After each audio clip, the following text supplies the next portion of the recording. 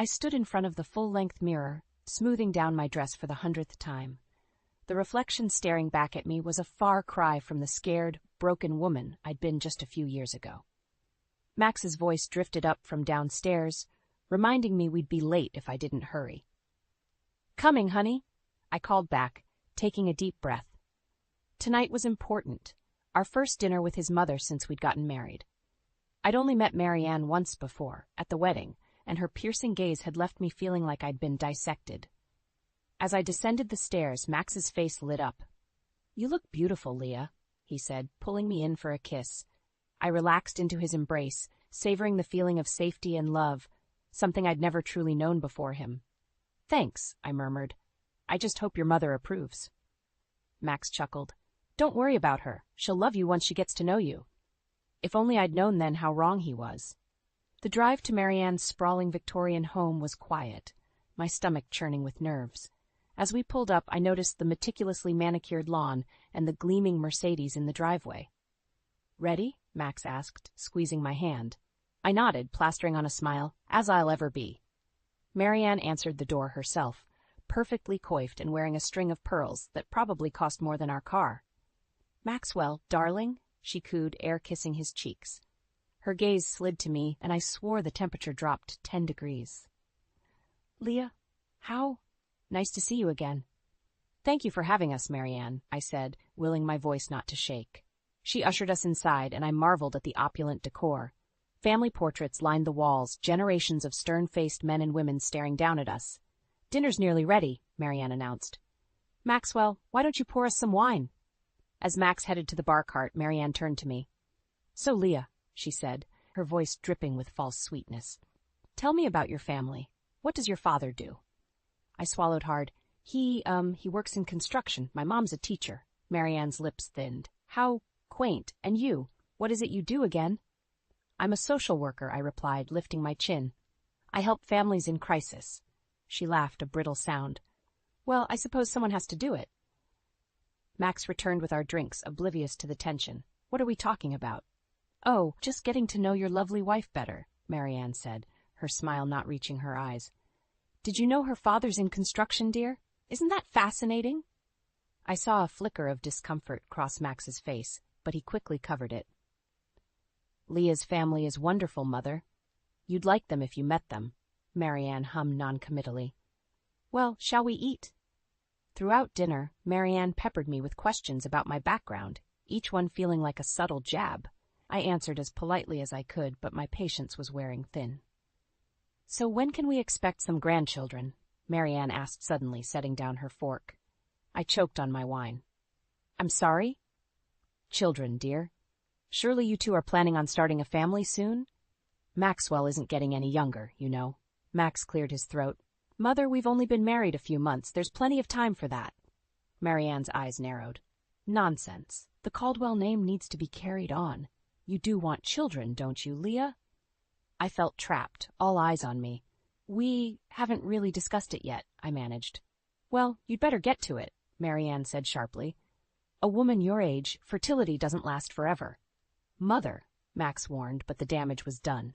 I stood abruptly, my chair scraping against the floor. "Excuse me," I muttered, fleeing to the bathroom. As I splashed cold water on my face, I stared at my reflection. What had I gotten myself into? Max had seemed so different from the men in my past, kind, supportive, loving. But now, faced with his mother's clear disdain, I wondered if I'd made a terrible mistake. A soft knock at the door startled me. "Leah?" Max called. "Are you okay?" I took a deep breath, steeling myself. It was time to have a serious talk with my husband about where we stood and what kind of future we really had together. The weeks following that disastrous dinner with Marianne were tense. Max and I tiptoed around each other, the elephant in the room growing larger by the day. I knew we needed to talk, but every time I tried to broach the subject, Max found an excuse to change the topic or leave the room. It all came to a head one Sunday afternoon. I was folding laundry when Max's phone buzzed on the nightstand. I glanced over, not meaning to pry, but the name on the screen made my blood run cold. "Mother." Before I could look away, the message preview popped up. "Have you talked to Leah about children yet? Time is running out." My hands shook as I set down the shirt I'd been folding. "Max!" I called out, my voice sharper than I'd intended. He appeared in the doorway, a wary expression on his face. "What's wrong?" I pointed to his phone. "Care to explain why your mother is texting you about our reproductive plans?" Max's face paled. He snatched up the phone, quickly reading the message. "Leah, I can explain."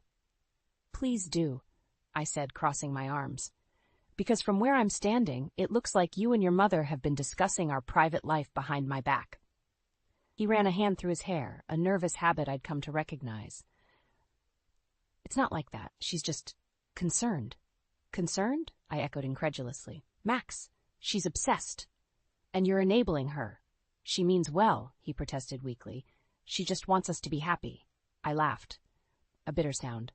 "Happy? You think pressuring me into having a baby I'm not ready for will make me happy?" Max's expression hardened. "And when will you be ready, Leah? We're not getting any younger. Don't you want a family?" His words hit me like a slap. "Of course I do," I said quietly, "but on our terms, not your mother's." "My mother has nothing to do with this," Max insisted, but I could see the lie in his eyes. "Really? Then why is she texting you about it? Why are you discussing our personal decisions with her at all?" Max's jaw clenched. "She's family, Leah. She has a right to know." "No," I cut him off. "She doesn't. This is between you and me, or at least it should be." We stared at each other for a long moment, the gulf between us widening with each passing second. Finally, Max spoke, his voice low and dangerous. "Maybe my mother's right. Maybe you're not the right person to carry on the Caldwell name after all." I recoiled as if he'd struck me. "What's that supposed to mean?" "It means," he said slowly, "that I'm starting to wonder if I made a mistake marrying someone so different from us." The words hung in the air, heavy and suffocating. I felt my world tilting on its axis, everything I thought I knew about my husband crumbling before my eyes. "Get out," I whispered. Max blinked. "What?" "Get out," I shouted, grabbing the nearest object, a framed photo of our wedding day, and hurling it at him. It shattered against the wall as he ducked. "I need time to think, and I can't do that with you here." For a moment I thought he might argue, but then he nodded stiffly, grabbing his keys and wallet. "I'll stay at my mother's tonight," he said. "We can talk tomorrow when we've both calmed down." As the front door slammed behind him, I sank to the floor, surrounded by the remnants of our broken picture frame. How had things gone so wrong so quickly? And more importantly, what was I going to do now? My phone buzzed, and I reached for it mechanically. A text from Marianne flashed across the screen. "Max told me what happened. You're making a big mistake, dear. Come over tomorrow, and we'll sort this all out." I stared at the message, a cold fury building in my chest. No more playing nice, no more trying to please everyone. It was time to stand up for myself, even if it meant losing everything I thought I wanted. With shaking fingers, I typed out a reply. "Stay out of my marriage, Marianne. This is your only warning." As I hit send, I knew I'd just declared war, and I had no idea if I was ready for the battle ahead. The weeks after my confrontation with Max were a blur of tense silences and forced politeness. We'd reached an uneasy truce, but the weight of unspoken words hung heavy between us. I knew we were both waiting for the other shoe to drop. It finally did on a crisp autumn morning. I was sipping my coffee when Max cleared his throat, setting down his newspaper with an air of forced casualness. "Leah," he began, his voice carefully neutral, "I've been thinking, maybe we should see a fertility specialist." I nearly choked on my coffee. "What?" Max leaned forward, his eyes earnest. "It's been months, and we're not getting any younger. I just think it might be wise to explore our options." The unspoken pressure from Marianne hung in the air like a toxic cloud. I set my mug down with a sharp clank. "Max, we agreed to wait. I'm not ready." "When will you be ready?" he interrupted, frustration seeping into his tone. "We can't put this off forever, Leah. Don't you want a family?" His words stung, but I forced myself to stay calm. "Of course I do, but on our terms, not your mother's." Max's jaw clenched. "This isn't about my mother. This is about us, our future." I laughed bitterly. "Is it? Because it feels an awful lot like it's about appeasing Marianne and her obsession with continuing the Caldwell line." "That's not fair," Max protested, but I could see the flicker of guilt in his eyes. "Isn't it?" I challenged. "Then why the sudden urgency? Why can't we just let things happen naturally?" Max ran a hand through his hair, a telltale sign of his agitation. Because we don't have the luxury of time. Look, I've already made an appointment with Dr. Reeves. She's the best fertility specialist in the city. I felt like I'd been slapped. You what? Without even discussing it with me first? I knew you'd react like this, Max said, his voice rising. That's why I didn't tell you. Sometimes, Leah, you need a little push. A push, I echoed incredulously. This isn't a push, Max. This is a shove off a cliff. We glared at each other across the kitchen table, the distance between us seeming to grow with each passing second.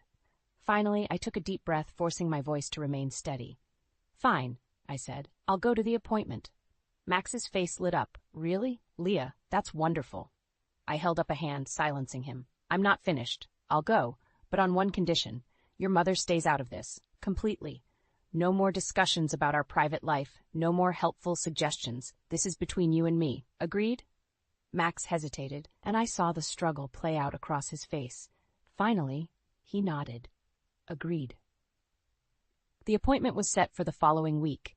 As I sat in Dr. Reeves' sterile office, listening to her explain the battery of tests we'd need to undergo, I couldn't shake the feeling that I was losing control of my own life. Max, on the other hand, was practically vibrating with enthusiasm. He peppered the doctor with questions about success rates and treatment options, while I sat in numb silence. As we left the clinic, a wave of nausea hit me. I barely made it to a nearby trash can before emptying the contents of my stomach. Leah, Max exclaimed, rushing to my side. Are you all right? I wiped my mouth, a strange calm settling over me. I'm fine, I said. Just a bit of nerves, I guess. But as Max helped me to the car, chattering excitedly about next steps, a realization dawned on me. The nausea, the fatigue I'd been feeling lately, it couldn't be. Could it? I placed a hand on my stomach, a mix of fear and wonder coursing through me. If I was right, everything was about to change, and I had no idea if I was ready for what was coming. As we pulled into our driveway, I turned to Max, my heart pounding. We need to talk, I said, my voice barely above a whisper. I think I might be pregnant. The day of our 20-week ultrasound arrived with a mix of excitement and trepidation. Max and I had barely spoken about the pregnancy, tiptoeing around each other like strangers sharing a house. As we sat in the waiting room, I could feel the tension radiating off him in waves. Mr. and Mrs. Caldwell? The technician called, her smile bright and oblivious to the undercurrent between us. We followed her into the dimly lit room, and I settled onto the exam table. Max stood awkwardly by my side, his hands shoved deep in his pockets. Are you ready to see your baby? The technician asked cheerfully. I nodded, not trusting my voice. As she spread the cold gel on my stomach, I reached for Max's hand out of habit. He hesitated for a moment before taking it, his grip loose and uncomfortable. The room filled with the rapid whoosh-whoosh of our baby's heartbeat. Despite everything, tears sprang to my eyes. That's our baby, I whispered, glancing at Max. His face was unreadable, eyes fixed on the grainy image on the screen. Is everything normal? He asked, his voice tight. The technician nodded, moving the wand across my belly. Everything looks perfect. Would you like to know the gender? I felt Max stiffen beside me. We hadn't discussed whether we wanted to find out, but suddenly I needed to know. Yes, I said firmly, squeezing Max's hand. We'd like to know. The technician smiled, adjusting the image. Congratulations, you're having a little girl. The world seemed to tilt on its axis. A girl. My daughter. I felt a surge of love so powerful it took my breath away, but Max's hand had gone limp in mine.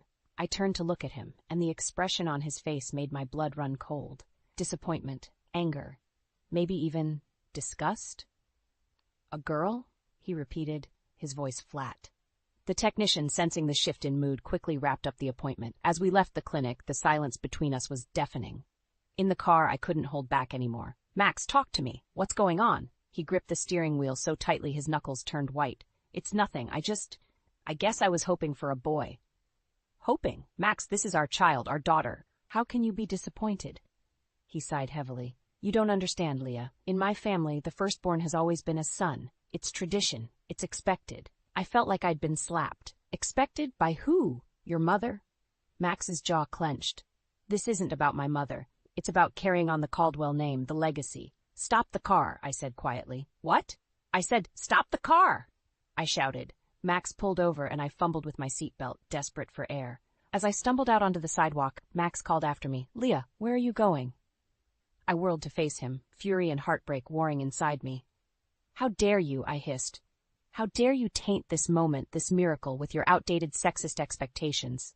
This is our daughter, Max, a living, breathing part of both of us. And if you can't see how precious that is, then maybe we've made a terrible mistake." Max's face paled. "Leah, you don't mean that. Come on, let's go home and talk about this." But I was already backing away, shaking my head. I can't go back to that house, not right now. I need time to think." As I turned and walked away, I heard Max call out behind me, his voice tinged with panic. But I didn't look back. My hand rested protectively on my stomach, where my daughter, my perfect, beautiful daughter, was growing. In that moment, I knew with absolute certainty that everything had changed. The life I thought I wanted, the future I had planned with Max, it was all crumbling around me. And as the first tears began to fall, I realized I had a choice to make, one that would determine not just my future, but my daughter's as well. I spent the night at my parents' house, ignoring the constant buzzing of my phone as Max tried to reach me. By morning, I felt hollowed out but resolute. I had to face this head-on. When I returned home, Max was waiting, his face a mask of concern and guilt. "Leah, I'm so sorry, I didn't mean." I held up a hand, silencing him. "We need to talk, but not now. Your mother's coming over, isn't she?" Max nodded, looking sheepish. "I told her about the baby. She insisted on coming." My stomach clenched, but I steeled myself. "Fine, let's get this over with." Marianne arrived like a storm, bursting through our front door without knocking. Her eyes locked onto me immediately, narrowing as they took in my protective stance, one hand resting on my barely there bump. "Well," she said, her voice dripping with disdain, "I hear congratulations are in order. Though I can't say I'm not disappointed." I felt Max tense beside me, but to my surprise he spoke up. "Mother, please, this is our child we're talking about." Marianne waved him off, her gaze never leaving me. "Don't be naive, Maxwell. This girl will never be able to carry on the Caldwell name properly. You know what needs to be done." The room went deathly quiet. I felt the blood drain from my face as her words sank in. "What are you saying, Marianne?" She stepped closer, her voice lowering to a conspiratorial whisper. "There are ways, you know, discreet clinics that can take care of this little problem. No one would ever have to know." I recoiled, bile rising in my throat. "You can't be serious. This is your grandchild." "A granddaughter." Marianne spat the word like a curse. "What use is that to our family? No, it's better to start over. Try again for a proper heir." I turned to Max, desperate for his support, but the conflict on his face made my heart sink. "Max," I whispered, pleading. He wouldn't meet my eyes. Maybe we should consider all our options, Leah." The world seemed to tilt beneath my feet. I stumbled back, putting distance between myself and these strangers wearing the faces of my husband and mother-in-law.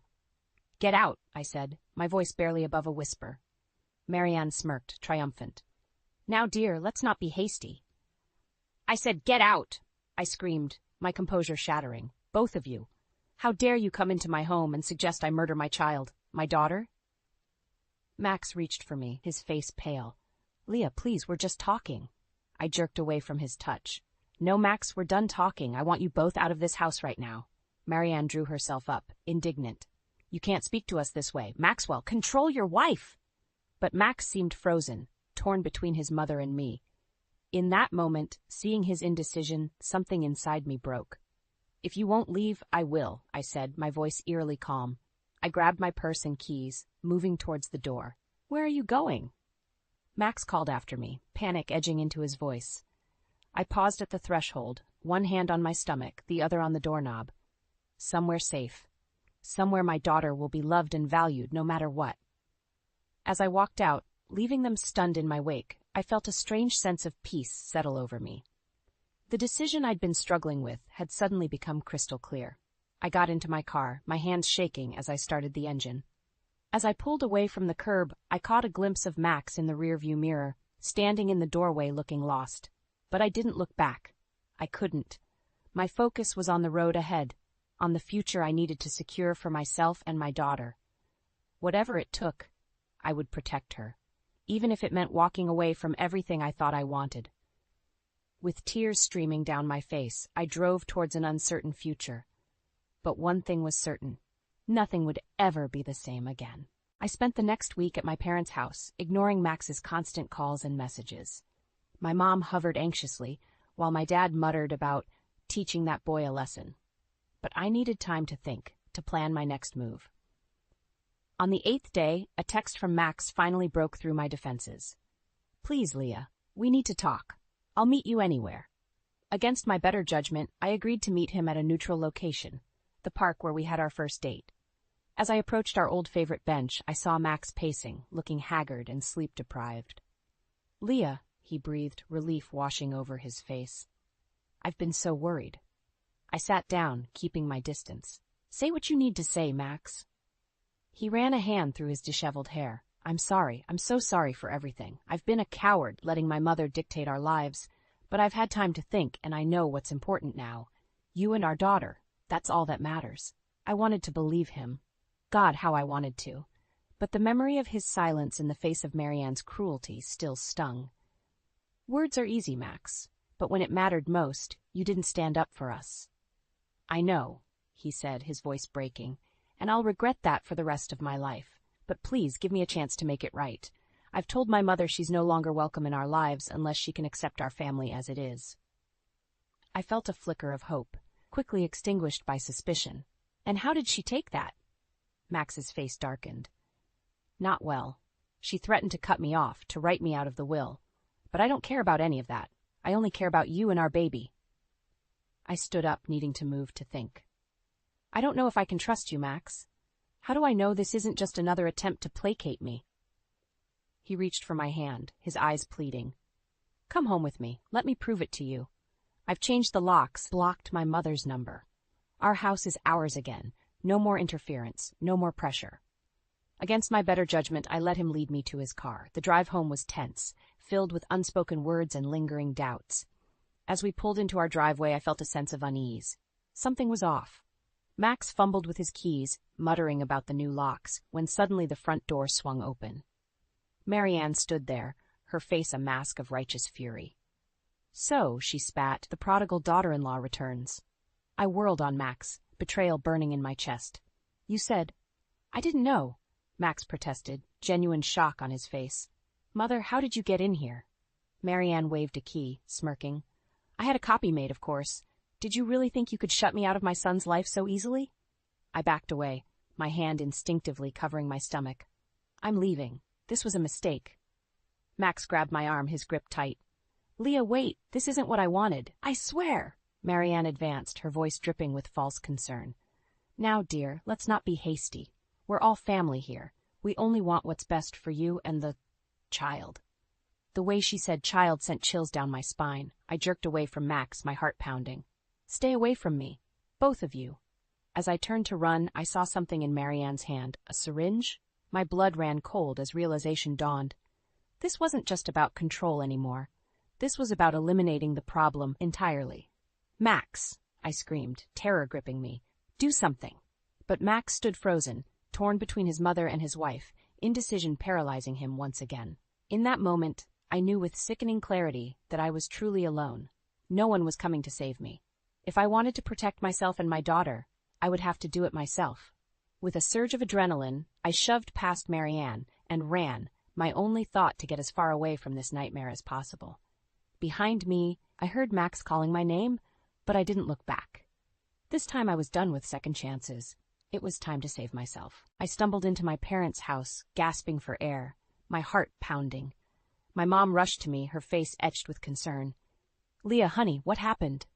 Through sobs, I recounted the horrifying scene at Max's house. My dad's face darkened with each word, his fists clenching at his sides. "That's it," he growled. "I'm calling the police." "No," I cried, grabbing his arm. "We can't. Not yet. I need help."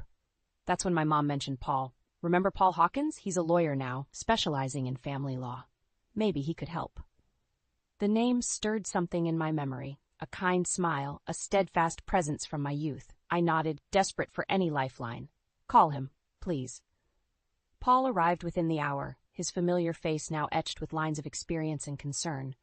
As soon as he saw me, his professional demeanor softened. Leah, he said gently, I'm so sorry you're going through this, but I promise we're going to fight for you and your daughter. Over the next few days, Paul became my rock. We pored over legal documents, building a case not just for divorce, but for a restraining order against both Max and Marianne. Paul's quiet strength and unwavering support gave me the courage to face what lay ahead. We need to move fast, Paul explained one evening, his voice tight with urgency. Max's family has connections. If we don't act now, they might try to manipulate the system. I nodded, feeling a strange mix of fear and determination. What do we do? Paul leaned forward, his eyes intense. We go on the offensive. I've gathered evidence of Marianne's threats, Max's complicity. We'll file for emergency custody and a protection order. But Leah, he paused, taking my hand, are you ready for what comes next? This won't be easy. I placed my other hand over my growing belly, feeling a fierce protectiveness surge through me. I have to be ready. For her. The next morning, as Paul and I prepared to leave for the courthouse, my phone buzzed with a message from Max. Please, Leah, don't do this. We can work it out. For the sake of our family.